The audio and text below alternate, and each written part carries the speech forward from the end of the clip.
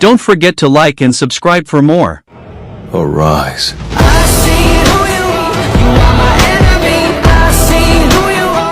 Chapter 77. Jinwoo stepped out of the building, thinking the media already knew about what had happened. However, it became clear that they were unaware of his identity as they did not pay attention to him. Without hesitation, he moved through the crowd, but just as he was about to enter the building, security stopped him. Despite having an appointment, the guards would not let him through. Min Sung, who was watching the scene unfold, hoped that Jinwoo would be turned away. However, before security could take further action, Chairman Go appeared and intervened. He informed everyone that Jinwoo was his guest and warned Min Sung to behave, reminding him that it was only thanks to his approval that the press conference was happening at all. As Chairman Go and Jinwoo entered the building, Min Sung clenched his teeth in frustration. He had planned this event meticulously, but now, Jinwoo's presence was threatening to ruin it. Determined to learn more about him, Min Sung ordered his men to dig up any information they could find. The idea of waiting 30 minutes irritated Min Sung. Frustrated, he attempted to use his influence, mentioning his father's position as vice president of the company sponsoring the Hunters Association. However, Director Wu remained unfazed and firmly denied his request. When Min Sung resorted to threats, Director Wu responded with a warning of his own, making it clear that Min Sung was the one who should be wary of the consequences. Fear flickered across Min Sung's face as he realized he was powerless in this situation. Meanwhile, Chairman Baek and Director Choi had been waiting for Jinwoo for over an hour. Chairman Go mentioned that it had been 2 years since an S-rank hunter had emerged, and with the Hunters Guild already aware of Jinwoo's strength, they would undoubtedly attempt to recruit him. Inside the evaluation chamber, the examiners prepared to assess Jinwoo's abilities. They needed to determine his rank and the full extent of his skills. Without hesitation, Jinwoo summoned a portion of his shadow army. The sight of the dark figures appearing before them left the examiners stunned. Chairman Go, intrigued, pointed out that this was not the full extent of Jinwoo's summoning ability. Jinwoo saw no reason to hide the truth, as many had already witnessed his powers firsthand. Additionally, he had recently acquired high-ranking orcs as part of his army. When Jinwoo proceeded to summon more shadows, the reaction in the room was one of pure disbelief. The sheer number of soldiers he commanded was beyond anything they had anticipated. Jinwoo then revealed that he could summon over 100 shadows at will. The examiners struggled to comprehend what they were witnessing, while Chairman Baek was in utter shock. He had encountered Jinwoo before but never imagined his strength had grown to this degree. As Jinwoo left the evaluation chamber, Chairman Baek and Director Choi were already waiting for him. Chairman Baek attempted to engage him in conversation, but Jinwoo skillfully avoided the interaction. Before he could leave, Chairman Baek warned him not to use the main exit. Jinwoo understood the implication: if he left through that door, he would be stepping into the public eye. Sure enough, waiting just beyond the entrance was a sea of reporters and cameras, broadcasting the event live. Jinwoo paused. The moment of anonymity he had enjoyed until now was about to end. Chapter 78. At Jaina's school, the students were buzzing with excitement. The news of a newly awakened S-rank hunter had spread like wildfire, and everyone was talking about it. Meanwhile, 10 minutes earlier, outside the Hunters Association headquarters, Min Sung was putting on a grand performance, seeking attention from the media. He spoke passionately about his decision to retire from JD Artis and dedicate himself to protecting the public as a hunter. But beneath the surface, it was all a lie. In reality, he had no intention of risking his life for the greater good. His true goal was to secure a lucrative contract with the Fiend Guild, which had agreed to pay him handsomely over the next 2 years to promote their name. Moreover, by registering as a hunter, he could evade mandatory military service, securing both his freedom and his fortune.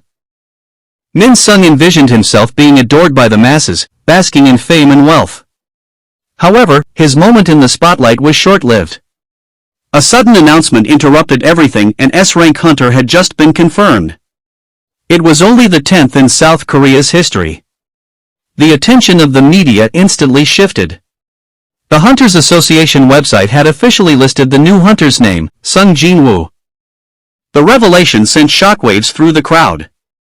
Until now, Min Sung had assumed the association was closed due to his event, but the truth was far more significant. An S-rank evaluation had been taking place. Within moments, the reporters abandoned him, scrambling to find Jinwoo instead. His meticulously planned scheme had collapsed in an instant. Elsewhere, the mining team that had previously worked with Jinwoo came across the news. Some members were skeptical, unable to shake the idea that Jinwoo had been involved in criminal activity. But as soon as they saw his confirmed S-rank status, doubt turned into fear. The troublesome miner, who had previously looked down on Jinwoo, trembled at the realization he had crossed paths with someone far beyond his understanding. The news spread across the country, reaching people who had once known Jinwoo. Even his father, who had been absent for so long, now became aware of his son's transformation. Meanwhile, Jinho's plans to recruit Jinwoo into his father's guild had failed. However, Jinwoo made a surprising counteroffer. He intended to establish his own guild and was willing to make Jinho his vice guildmaster. The offer caught Jinho off guard, but before he could process it, his father stepped in. With a calm smile, Jinho's father explained his reasons for wanting to create a guild. He wasn't motivated by money. His wealth was already more than sufficient for generations to come. Instead, he sought to protect those he cared about. The world of hunters was evolving rapidly, with individuals growing stronger each day. Some hunters had even reached a level where their power rivaled the military strength of entire nations. These exceptional beings, known as national-level hunters, stood above even S-rank hunters. Their influence was so immense that in smaller countries, they were treated like kings. Jinho's father understood that governments alone could not be relied upon to protect the people. That was why he wanted to build a guild, not to amass wealth, but to find trustworthy and capable hunters who could stand together when the time came. And, as it turned out, Jinho had already found someone worthy of such trust. Without hesitation, Jinho's father appointed him as the guildmaster of Yujin Guild.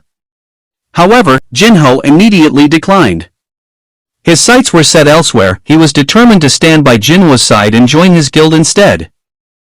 Back at the association, Jinwoo found himself surrounded by reporters, their cameras flashing as they tried to capture the new S-rank hunter. Chairman Beck, noticing the commotion, advised him to take an alternate route. Without wasting a moment, Jinwoo moved swiftly, slipping through the crowd before anyone could react. The sudden movement left everyone stunned. His speed was beyond anything they had anticipated. Even Chairman Beck, a seasoned S-rank hunter himself, struggled to track Jinwoo's motion with his own eyes. The realization hit him hard. Jinwoo had already surpassed him. It hadn't been long since Chairman Beck had undergone his second awakening, yet Jinwoo's growth defied all logic. It was as if he had an ability no other hunter possessed. Could it be possible? Was Sung Jinwoo a hunter who could level up? Chapter 79. The news of Sung Jinwoo's S-rank awakening spread far beyond South Korea, reaching hunters and organizations across the world. Among those who heard the news was Dongsu, who was shocked to discover that Jinwoo was still alive. Meanwhile, in another location, an appraiser examined the Orb of Avarice, an artifact belonging to Jinwoo. He carefully analyzed its power, concluding that human-made artifacts usually only provided a 50% boost, making this particular item extremely rare. Knowing that Chairman Choi would be willing to pay an enormous sum for such a treasure, the appraiser contemplated auctioning it. However, Jinwoo wasn't in a hurry to sell and decided to think about it first. His main priority was clearing Demon Castle to obtain the final ingredient for crafting Holy Water of Life. To do so, he needed an artifact that could protect him from the flames inside the dungeon. The appraiser informed him that such fire-resistant artifacts were relatively common in the market, but due to their high demand and price, they were rarely sold online. However, if Jinwoo was willing to buy one, acquiring it wouldn't be difficult. Jinwoo was then led inside to browse through the collection of artifacts. As he observed the thin glass casing protecting the items, he questioned whether such fragile-looking barriers could truly secure them. There appeared to be no additional security measures in place. The appraiser confidently explained that the glass was reinforced with mana, making it strong enough to withstand a full-force attack from an A-rank hunter. To prove his point, he even invited Jinwoo to test it himself. Taking the challenge seriously, Jinwoo readied himself to strike the glass. However, before he could unleash his power, the appraiser quickly retracted his offer, admitting that he wasn't being serious. If the glass were to break, the elite security team from the Hunters Guild would be dispatched immediately, as the auction house had a security contract with them. As Jinwoo walked away to examine the weapons on display, the appraiser suddenly noticed a small crack on the reinforced glass. He was perplexed. Jinwoo hadn't even touched it. How had the glass started to break? Meanwhile, Jinwoo browsed through a selection of daggers. When he presented one of his own for appraisal, he was surprised to learn just how valuable it was. The revelation made him reconsider selling the Orb of Avarice. If items from the system had such high worth, there was no reason to part with them for money. Elsewhere, Chairman Beck was deep in thought. The question lingered in his mind, could hunters continue to level up? As someone who had undergone a second awakening, he had developed the ability to accurately assess his opponent's skill level. Back in the Red Gate incident, Jinwoo had been weaker than him, there was no doubt about it. But now, things had changed. Jinwoo's growth had defied all logic. The idea of someone like Jinwoo joining an established guild seemed absurd. He was already powerful enough to establish his own. Chairman Beck and Director Choi were beginning to realize that trying to recruit him was a waste of time. Meanwhile, across the city, Pan and his team were growing increasingly desperate to meet Jinwoo. However, getting in touch with him proved to be an impossible task. The crowd outside his apartment had grown overwhelming, filled with reporters and scouts eager for an interview. Jinwoo, irritated by the commotion, was ready to step in and disperse the crowd himself. But before he could, his younger sister Gina stopped him. She warned that he had already been receiving hate comments online for avoiding the press. Engaging with the crowd now would only worsen his reputation. Just then, a knock on the door interrupted their conversation.